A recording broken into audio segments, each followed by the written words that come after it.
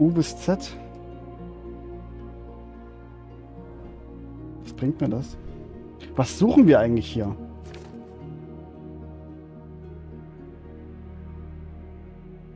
Chronik Ordo Institutionalis. Gucke ich da bei C für Chronik? Bei O für Ordo?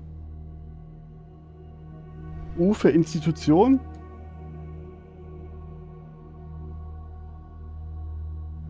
Alles verschlossen. Ist alles verschlossen.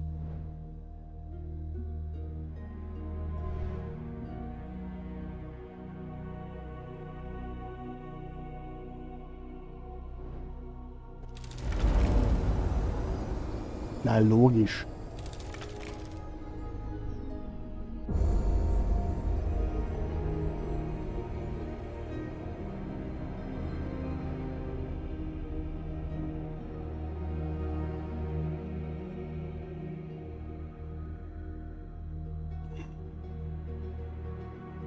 Überhaupt nicht creepy, nein. Alles okay. Alter, ich sehe gerade. Ich sehe aus wie Schwein, ey. Ach, die Deckshitze.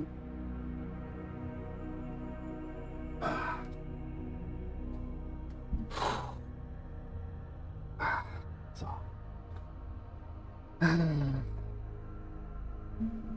Ich freue mich gleich, wenn wir fertig sind, dann nehme ich eine kalte Dusche.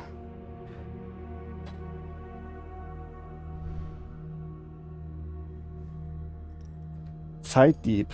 Erhaltet. Der Typ hat das gemerkt. Warum? Ist das der Typ mit dieser komischen Zeitkugel? Nee, nicht Zeitkugel, mit dem Handschuh? Der den Handschuh geklaut hat? Oder wer ist das? Alter. Jetzt da der Schlüssel weg ist? Oder wir den Schlüssel haben? Wo gucken wir eigentlich? Bei Chronik?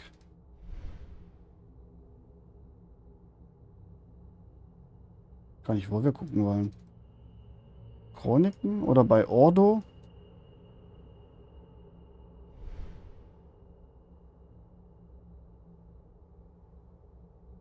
Das ist jetzt auch Schwachsinn, oder?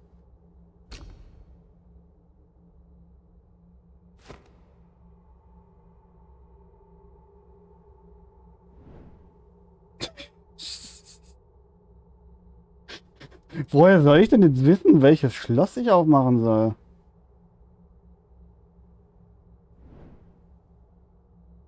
Ne, mal ganz ehrlich, was ist denn das für ein Bockmist? Sollen wir jetzt hier alphabetisch durchgehen, oder was? Jedes einzelne Schloss? Das Spiel bringt mich heute nur zu Weißglut.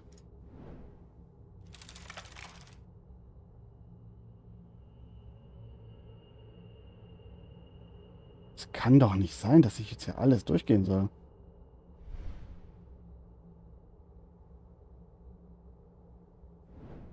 Alle Bücher beim Fenster? Da ist nichts zum Klicken. Wenn man die klicken könnte, dann würde ja so eine Lupe auftauchen. Aber, wie gesagt, keine Lupe. Siehst du, das hier ist anklickbar. Kommt die Lupe. Aber dann, welches Schloss ich aufmachen soll, das wüsste ich gern.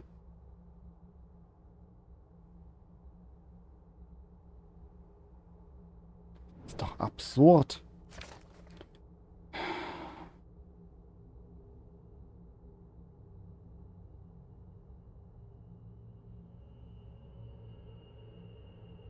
Chronik Ordo Institutionalis. Ist man doch, wenn es nach Alphabet sortiert ist. Bei Chronik müsste eigentlich hier im Bereich B bis C und C bis D sein. Oder im Bereich O für Ordo. Oder Institutionalis. Ich weiß es nicht. Wie die sortieren hier. Vielleicht sortieren die nach Autor.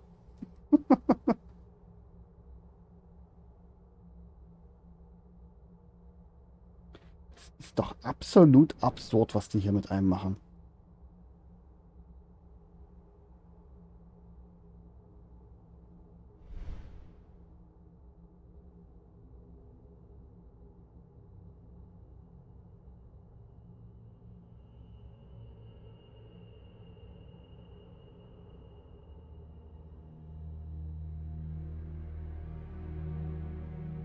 Ich freue mich irgendwie schon gar nicht auf den dritten Teil. Ich weiß es auch nicht irgendwie. Seid doch bescheuert.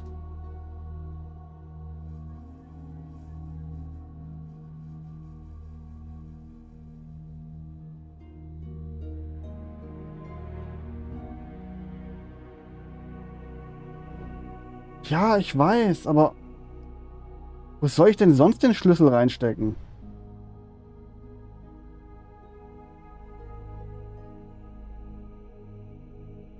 Seht ihr denn sonst irgendwo ein Schloss?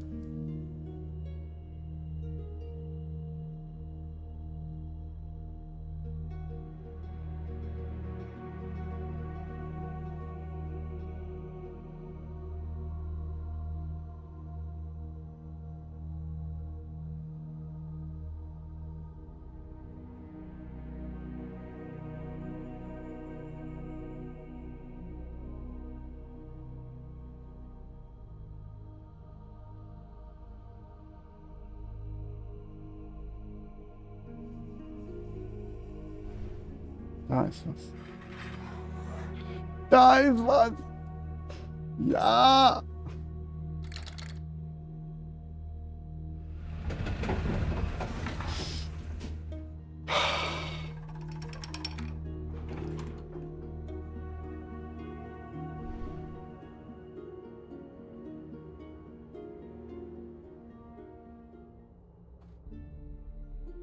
Im Jahr 1212. Year 1212 since the birth of Christ, Friedrich, the only son of Heinrich Stauffer, to his father's glorious throne arose.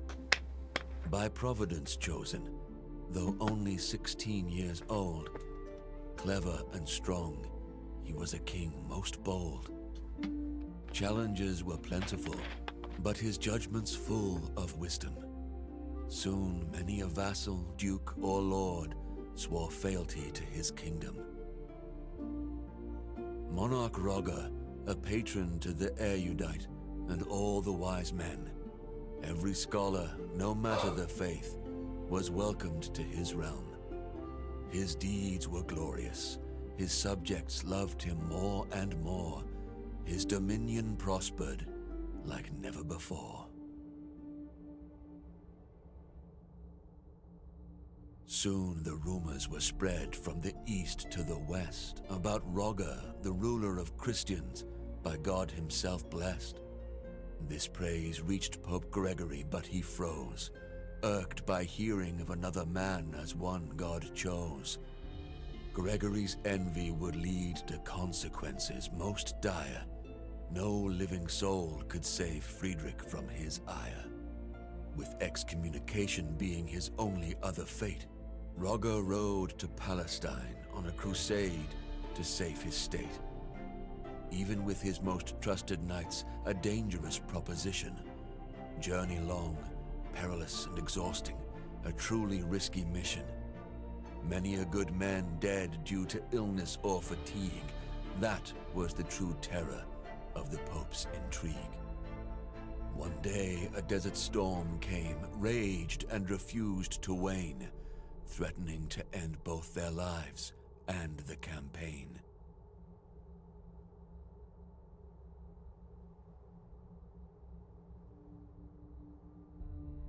It seemed that for the Emperor's army all hope was lost. Sentries were ordered to find shelter, no matter the cost. At the last moment, the group's scouts spotted a cave. Though ominous and sinister, they must choose to be brave. Roger's men entered the grotto with uneasy feel, making camp in surroundings that were most unreal. Days went by, the storm unwavering, no sign it would clear.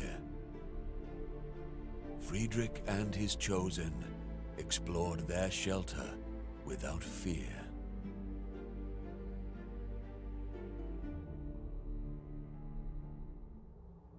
Delving deeper into their shelter, anything but small, dark passages lined by pillars receded to a large hall. Friedrich and his company were men loyal and seasoned, but in their hearts was dread which could not be reasoned. Architecture meant not for living men, vast and bold, perhaps chiseled by some mysterious giants of old. Distracted from his reverie by a glimmer of light, Roger saw a part of metal buried in the sand upright. A machine, a gate, centuries old, with it he must return. What trove of lost knowledge from it could he learn? Friedrich, albeit short on time, researched that device. Its power to grant wisdom should more than suffice. Gate to the Temple of Wisdom, the device was now called. It would lead to understanding of deep truths unequaled. In much higher spirits, knights loaded the gate on the caravan, and once again their journey, their crusade has began. The dread lifted, resolve firmer than ever before, no longer fearful of what for them lay in store. No more was the journey punishment meant by the Pope. Now their quest was meaningful, their hearts full of hope. In the end, Roger gained control of Jerusalem without blood spilt, opened the Holy Land to pilgrims again, defensive walls rebuilt. City's crown rested on Emperor's noble head, with wise Sultan Al-Kamil he shared his bread. People sang only praise for their emperor once again. With glory and magnificence, he continued his reign. Through the gate to the Temple of Wisdom, Friedrich often went. To learn its secrets, to further knowledge was his lustrous intent. He worked closely with those most loyal, those he chose. Thus, a new order of Knights Noble, order of justice, arose. Emperor Friedrich, always at their point, titled Grand Master, felt he did enough to sate Pope's anger, averted disaster.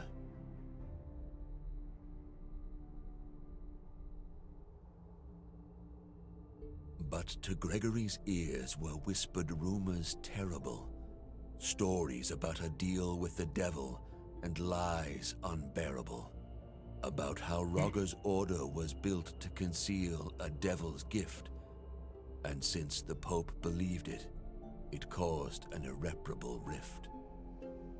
Not long before the Emperor was excommunicated, by all the people of faith, he was to be isolated. Residents of Jerusalem who just a year ago called him their savior, now cast him out, the Pope to blame for this behavior.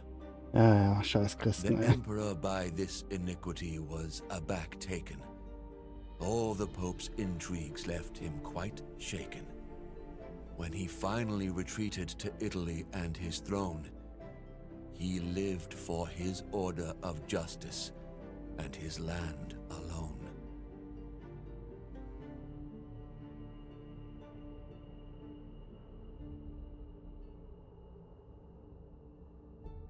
Roger guarded the secrets of the order, for his enemies would not cease.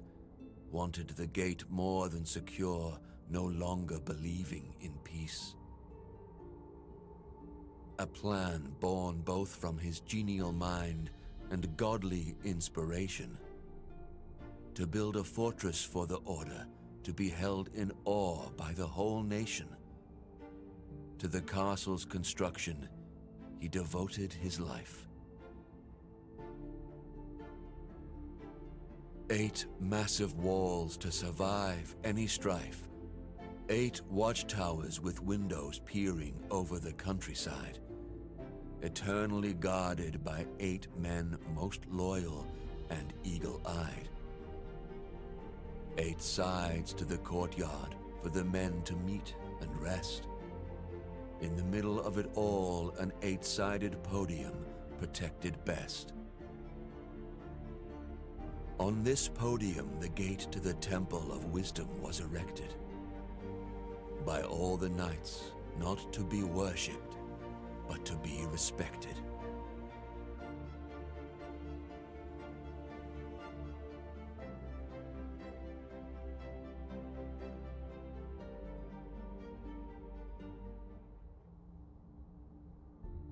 Das ist übelst lang. So it was created. For both the lost and the wise it did shine. Templum Justitia, the temple of justice, the castle, the shrine. It was quarters of the order by the wise Placentinus foretold. Inside were troves of wisdom and power, more precious than gold. Even for the wise and powerful flies the time. Men became old, children rose to their prime. After the death of Roger, Grand Master first, others came, best of the order, in wisdom versed. One after another silent, hidden, but each of virtue measure, the gate to the temple of wisdom, always their treasure. Generation after generation, the secret was keeping, wealth and wisdom gaining, never relenting, never sleeping. But the year 1465 after Christ came, and for the order of justice, the world was never the same.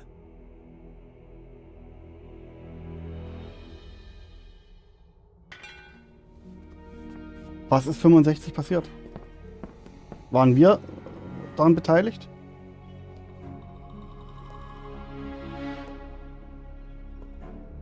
There he is! Look up! In the window, across the room! Get in! Wenn die jetzt einfach hier reinrennen. Warum können die einfach hier reinrennen? Wir mussten Ewigkeiten suchen und Geheimgänge und Rätsel und sonst was von Scheiße. Und die rennen hier einfach rein. Oh, guck mal, der ist da oben. Der ist da oben. Lauft mal dort rein.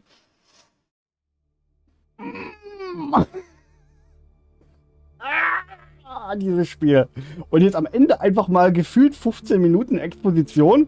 Weißt du, so einfach so eine Story, so eine Erklärung oder irgend so ein Zeug, das mit gar nichts zu tun hatte. Der Roger und der Papst. Wo kommt denn das jetzt her? Was ist hier los? Fuck. Jetzt will ich den dritten Teil spielen. Das ist voll gemein. Ich hatte gerade so die Schnauze voll von dem Spiel in der ganzen Reihe. Und jetzt haben die mich mit dem ganzen Mist mit dem Roger und dem Papst hier so gelockt. 10 Stunden 29 haben wir gebraucht. Aber gut, ein großer Teil davon lief das Spiel einfach bloß, während ich essen war und während ich Pause gemacht habe und sowas, ne? Es waren im Endeffekt so wie beim ersten Teil knapp 8 Stunden, würde ich sagen.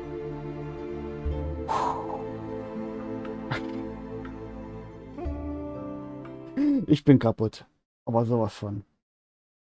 Wir haben es an einem Stück durchgespielt. Ich muss mal gucken, ich weiß nicht genau wann. Vielleicht nächstes Wochenende, vielleicht übernächstes Wochenende würde ich wieder so einen Tag machen. Entweder Samstag oder Sonntag. Wie gesagt, ich weiß es noch nicht genau wann. Samstag wäre vielleicht mir lieber. Nächste Woche oder übernächste Woche Samstag würde ich nochmal so einen Tag ansetzen und dann versuchen wir mal Teil 3 durchzuspielen. Ja. Ich hoffe, euch hat Spaß gemacht. Ihr könnt gerne dann wieder reinschauen. Gerne mal ein paar Kommentare da lassen in den YouTube-Videos. Was hast du geschrieben? Haven't played Davinci 3, looking forward to. Du hast den dritten Teil noch nie gespielt? Dann wird der ja ganz neu für dich. Oh, nice. Die Spielerei habe ich auch nur gekauft, weil Stefan sie mir vorgeschlagen hat. Ja? Die habe ich mir quasi extra für oder wegen Stefan gekauft. Ich finde es eigentlich nicht schlecht, bloß die Rätsel sind manchmal echt frustrierend. Und das Gesuche. Ja. Und wenn man das halt wirklich so 10 Stunden am Stück durchspielt, geht das ganz schön auf die Rübe. Aber wie gesagt, nächsten oder übernächsten Samstag versuchen wir mal Teil 3. Okay, Leute. Ich wünsche euch noch einen schönen Abend, einen schönen Start in die Woche und wir sehen uns dann das nächste Mal bei, weiß nicht, Tap Titans, Diablo, Pokémon, 7 Days to Die oder Davinci Nummer 3. Ciao Leute, euer Döskopp und das Anton. Tschüss.